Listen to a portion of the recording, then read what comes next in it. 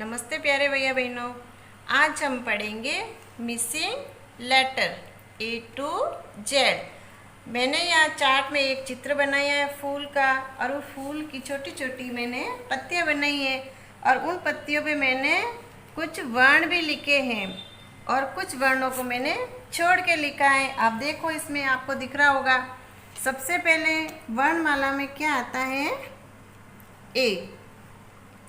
अब यह मैंने छोड़ दिया है, तो ए के बाद में क्या आएगा? तो हमें यहाँ पे वो वर्ण लिखना है। तो ए के बाद में क्या आता है? B for ball.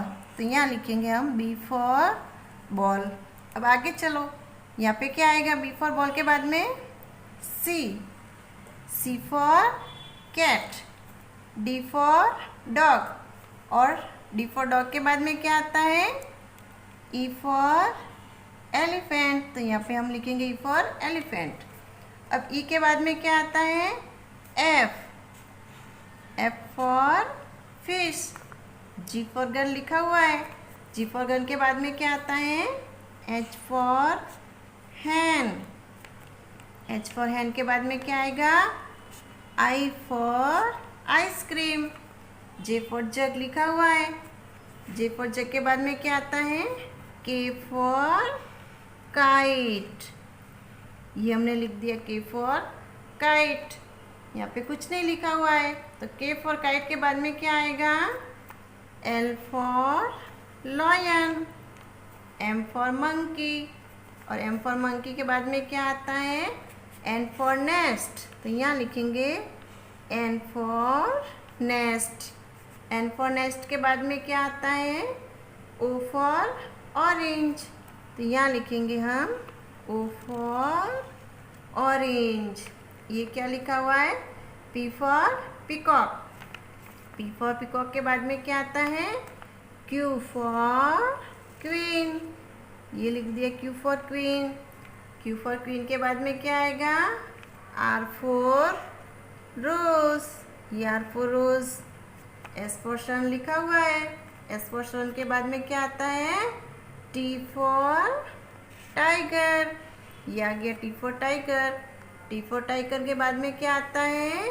You for umbrella. ये लिख दिया हमने you for umbrella. You for umbrella के बाद में वी फॉर वैन लिखा हुआ है। वी फॉर वैन के बाद में क्या आता है? W for watch. ये लिख दिया W for watch. W for watch के बाद में क्या आएगा? X. X for X-ray. X for X-ray के बाद में Y for yak. Y for yak लिखा हुआ है, और सबसे लास्ट में क्या आता है? वाई फॉर याक के बाद में जेब्रा। Z for zebra. तो यहाँ हम लिखेंगे जेड फॉर जेब्रा। देखो, हमारी वर्णमाला भी पूरी हो गई है। ए से लेके पूरी जेड तक हमने वर्णमाला कितनी सुंदर बनाई और कितनी सुंदर लिखी है। देखो, ऐसा करने में अच्छा भी लगता है। तो हम एक बार वापस इसका दोहरान करेंगे। शुरू से वापस बोलेंगे। A for apple. B for ball. C for cat. D for dog. E for elephant. F for fish. G for gun. H for hen. I for ice cream. J for jug. K for kite. L for lion. M for monkey. N for nest. O for orange. P for peacock. Q for queen. R for rose. S for swan. T for tiger. U for umbrella. V for van. W for watch. X for X-ray. Y for yak.